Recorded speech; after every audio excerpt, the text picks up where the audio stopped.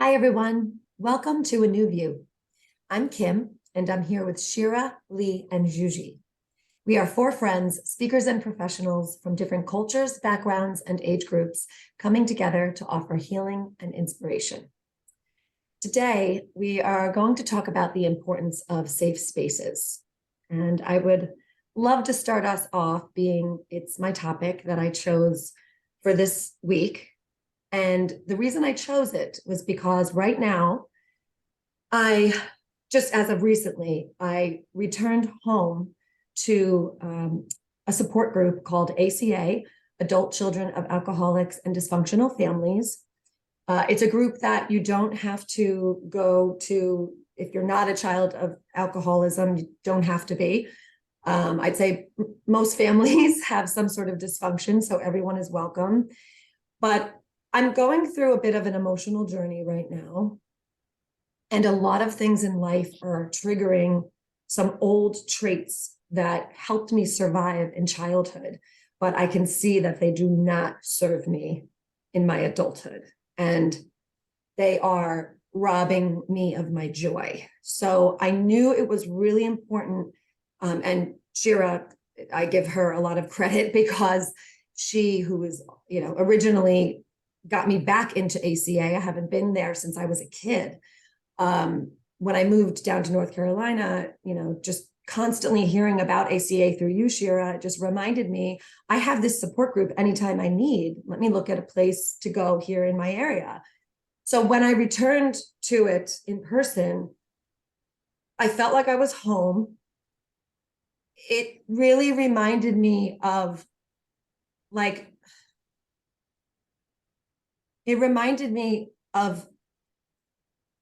something, a feeling that I don't have all the time sort of stuck in my craw. Like, you guys are safe for me. There's no judgment there. I could tell you anything and you're not going to jump to conclusions. You're not going to punish me in some way. You're not going to hold something against me. You're not going to be over here gossiping about me. You're not going to think badly of me. You're just going to only look at my situation and come from I have my best intentions at heart when you help me, right? And ACA is a place where I can go where no one's there to help me, particularly because you're not allowed to talk to each other. You're only allowed to share. And I'm not saying you can't exchange numbers and all that stuff, but during the meetings, you read and you journal and you share, and there's no crosstalk allowed. You're not allowed to pass someone a tissue if they're crying. It's very anonymous, and there is something so healing about both of these situations for me right now. Having friends like you, where I feel completely safe, but we talk so deeply back and forth, and there's so much support there, emotionally, mentally, physically, where a hug feels so incredible and is so healing. And then I have this other ACA meeting where it's very different feeling. It's like I said, anonymous in this way, where you're hearing all of these incredible stories and how people are dealing with their own lives. And I don't feel alone. It makes me not feel alone. So I just have so much gratitude right now for safe spaces, which is why I was like, we have to do a topic about this, because I'm just oozing with gratitude. And honestly, right now, I feel like my safe spaces, my husband, my family, you guys, ACA, I feel like it's literally saving my life. That's how it feels. And I know that's a bit exaggerative, because I'm not in a situation where I'm being physically abused. I'm not in harm, right? But emotionally, I'm not well. And I feel like these groups are saving my life right now. And I don't feel we can recover alone. I just know it in my heart. I know that no one can. And I also think it's really important that everyone listening knows there's groups for everything out there.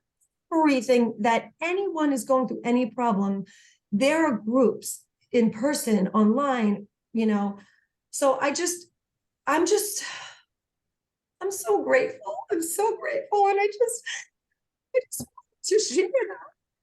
And I just want people to know that they're not alone. And that's why I wanted to do this episode. Kim, I just want to say that That is so not an exaggeration, right? That having the support and having people that, you know, make you feel safe to share, that is what we need. It's for survival. I believe we all need that. We all need that. So thank you. We really sharing. do. We do. Keep Thank making you me for sharing cry. so deeply. I'm emotional Good, today. because you know what? It's good. It's good that we're having this conversation, because safe spaces is also a place for you to get in touch with those emotions. Like, I can definitely speak for myself. When I joined ACA, there are so many amazing pieces of it that, you know, it's a 12-step program. Like, I just think it's important to note that as well. There's so many interesting readings. Like, there's literally not a week where I don't get an aha moment or some kind of like connection from someone's share, from the reading, from journaling, from whatever. But one of the sentences in the beginning, when, you know, when we all meet for the first, in the beginning, there's always a reading. And this one particular sentence, I remember reading it over and over, like everybody would read it, it becomes so rote. And then one week they read it and I was just like it totally hit me like a ton of bricks. And the line is, the healing begins when we risk moving out of isolation. And I was isolated emotionally for a very long time and did not know it. I don't know what it is about our culture as human species, but like animals get it right, right? Like, they're in packs and they're in groups, like they are there to support each other. And we are animals, like we are animals, right? So I never understood until that line. I'm just like, oh, I risked moving out of isolation. I joined this group. I didn't know what it was. And it all seemed very like weird and woo-woo in the beginning, like, ooh, 12-step work. Like, what's that? I don't know what the hell that is. But now it's such a natural way to allow your life to unfold and to feel like, Kim, I totally related to what you said about, you know, my ACA group is so there to allow me to come to my own growth points and aha moments and awarenesses. And then groups like us is like, it's like we're there to celebrate some of those moments. And I look at the culture out there, and there's such a gotcha culture, like gotcha, like you fucked up, you look, you know, you're a loser, and canceling people, all of that. It's so counterintuitive to who we are as human beings. Like, we were not born that way. I don't know where that comes from, but it is so unfortunate and sad and toxic. And I really encourage people to sort of rethink that. And of course, it starts with ourselves, because we do that to ourselves too. Like, oh, gotcha, you screwed up, you're a loser, whatever. But it's like reflecting in our culture, and it needs to stop, because like this, what we have here and what we have in support groups is the way we are meant to live while we're here on the planet. Yeah. If you're lucky enough to find these support groups, and if you're lucky enough to also be at a place, I think, where you're open to support groups, that right there is a huge step in getting that support that, you know, we all need. And you know, you said something, Shira, or that quote about isolation, right? And it reminds me of something I also heard years ago about, you know, rather than having a monologue in our head about what's going on and how we can solve it and what are we going to do, is like, have a dialogue, even if you have just a person to listen to you, to listen to your story. It's so, I think, critical to find that group or that person to have everything come out. And whether they talk or not, it is not important. But if everything is circulating in your own head over and over and over again, I think that is one of the toughest things to do, is to be in isolation with our own issues and problems and our hurt and our heaviness and our burdens. Because just talking to somebody, but it has to be somebody, not just the four walls around us, brings it out. Somebody else knows about it. And that, I think, really helps in the healing process. You know, so many people try to solve some of their life's issues on their own, or they just keep it in. And it's such a form, I think, of suffering. It's very sad. It's very, very sad. Lee, I just want to say that this is not a safe space. Indeed. In our Seriously, own heads, it's not yeah. safe in there. Yeah, well, I mean, unless you're of a really good mind, listen, if you're going through something terrible and all you have is this space and it's, yeah, I agree. But again, very, very important and critical to just to get it out there, to be okay with sharing, and to be vulnerable. And for those of us who are so lucky to have those places that are safe. And like Kim said, there's something out there for everybody. There is a group for everything. Just got to go out there and look for it. And once you start that cycle, it's like, I feel like a whole oasis of like help is out there.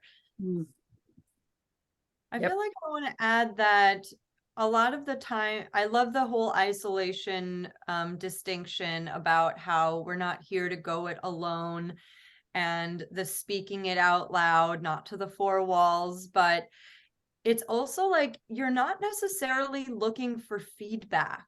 You're looking for somebody to witness you.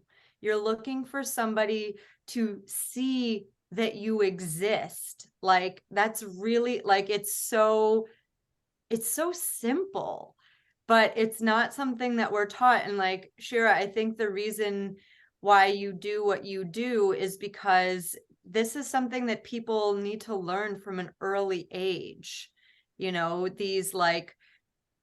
These skill, it's a life skill to be able to be vulnerable. It's a life skill to be able to share. It's a life skill to be able to create safe spaces for other people without judgment, without, whatever. And I was just thinking, Kim,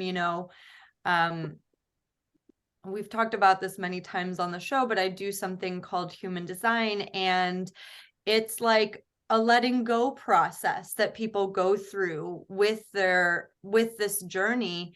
And I didn't really see that there was any support systems in place for something like that. There's learning institutions, there's places you can go to get a lot of information, but not necessarily support with this letting go process. And so I was like, I gotta create it. I'm sorry, like I can't go another day without there being a support system for people who are in their human design journey.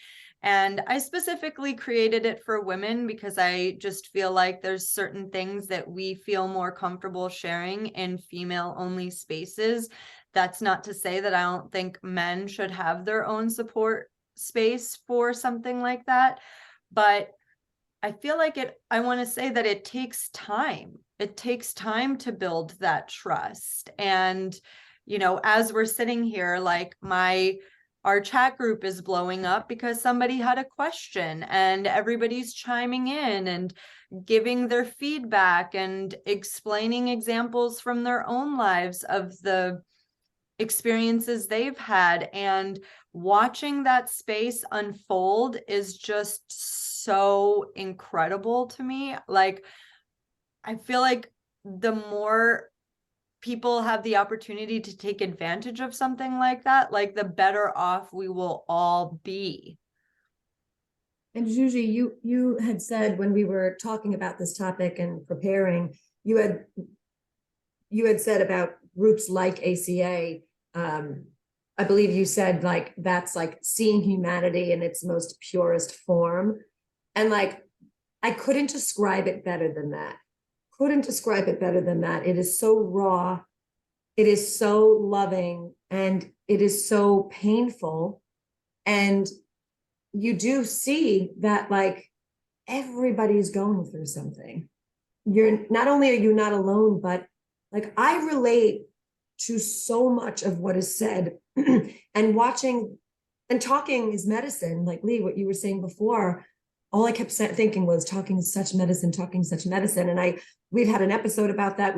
We bring it up all the time, but lately it's like, I really get that. Like just lately, I really, really get that. And I see it and I feel it. And the talking is just so it's so healing. Something else I just wanted to add was, Shira, when you said this isn't a safe space, I think it's really important to note that I've been thinking a lot about that too, about the fact that like inside of me, I guess my mind, really, it's in my mind. I have to create a safe space within myself. Everybody has to create a safe space within themselves. This is so shaming all the time.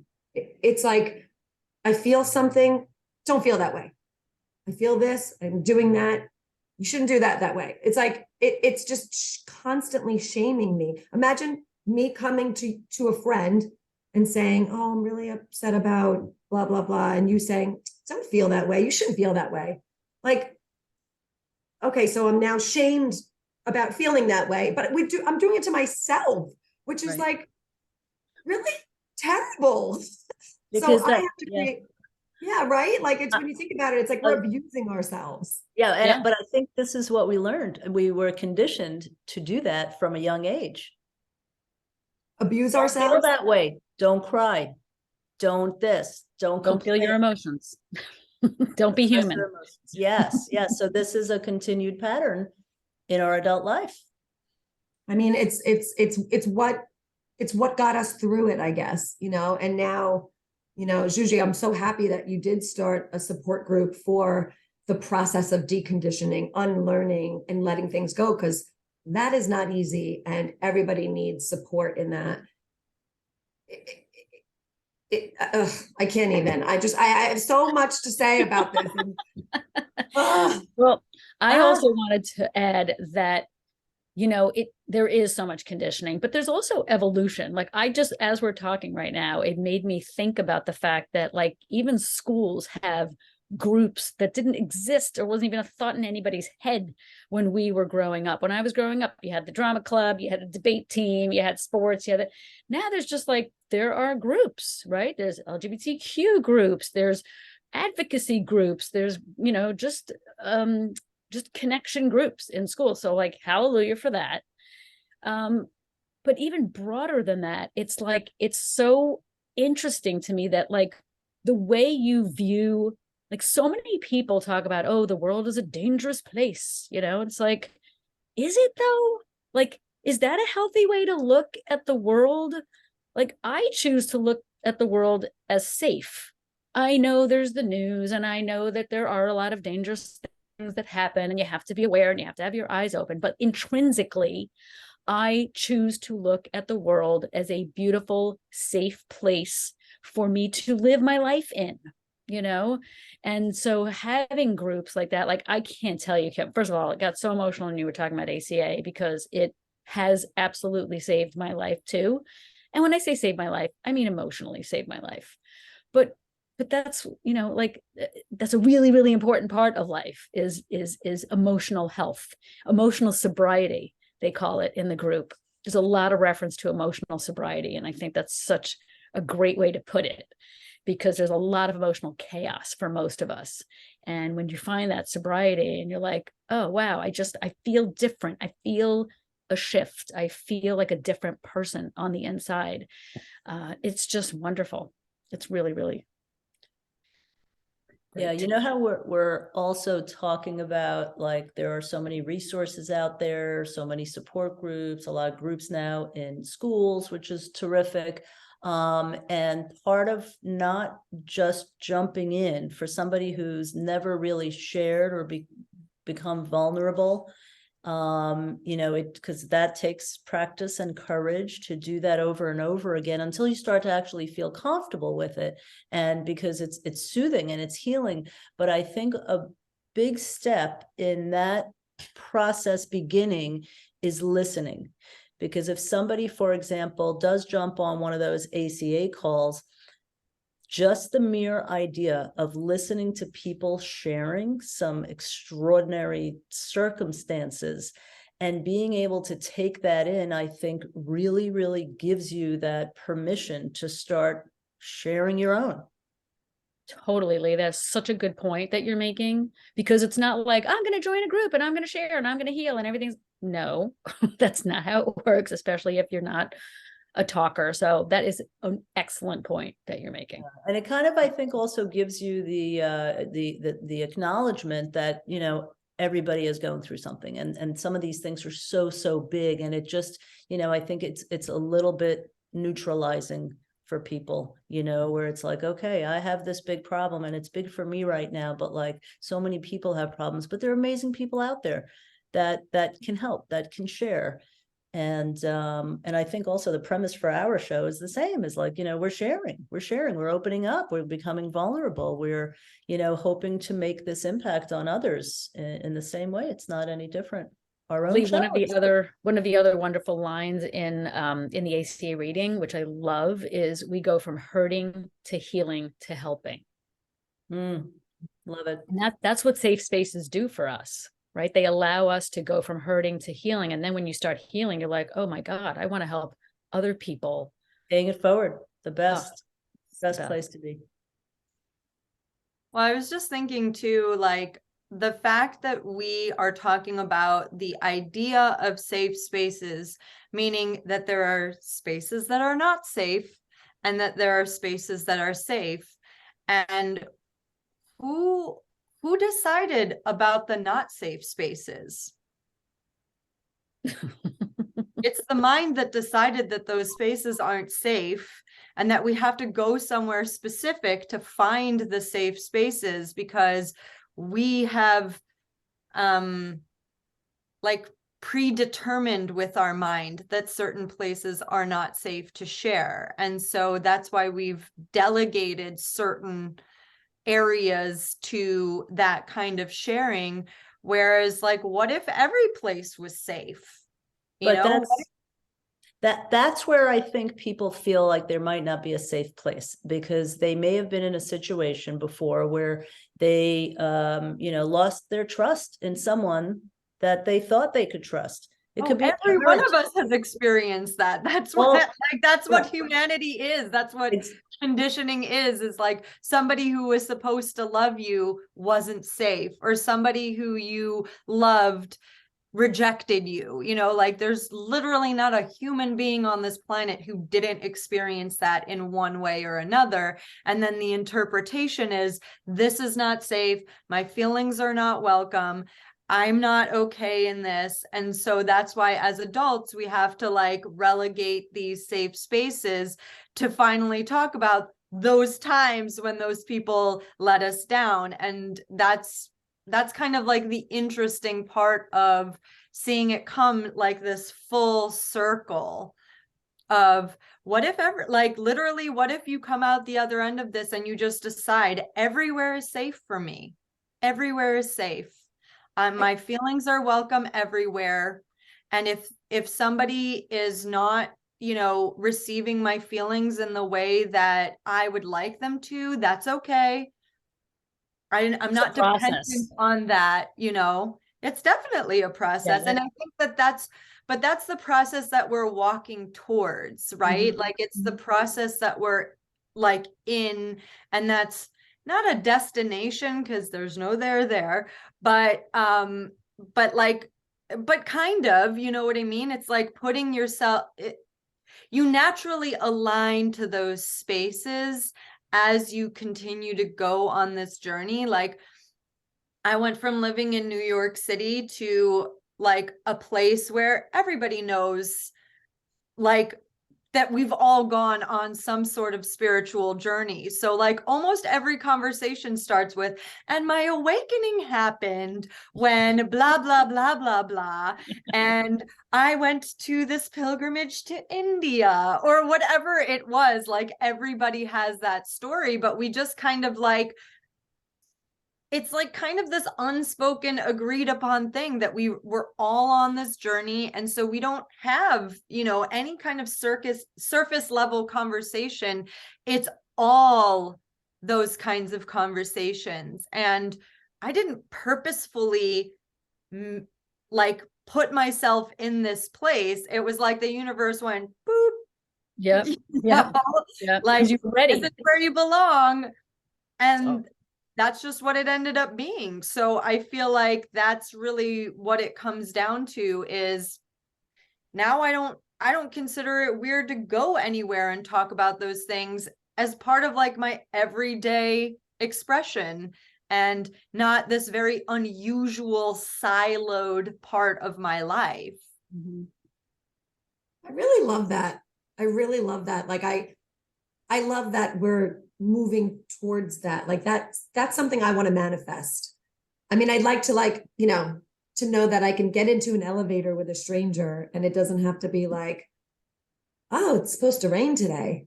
Oh, Yeah. do you have your umbrella? Like, I don't know, like just surfacey You talk. can with tell some- them about your ACA group.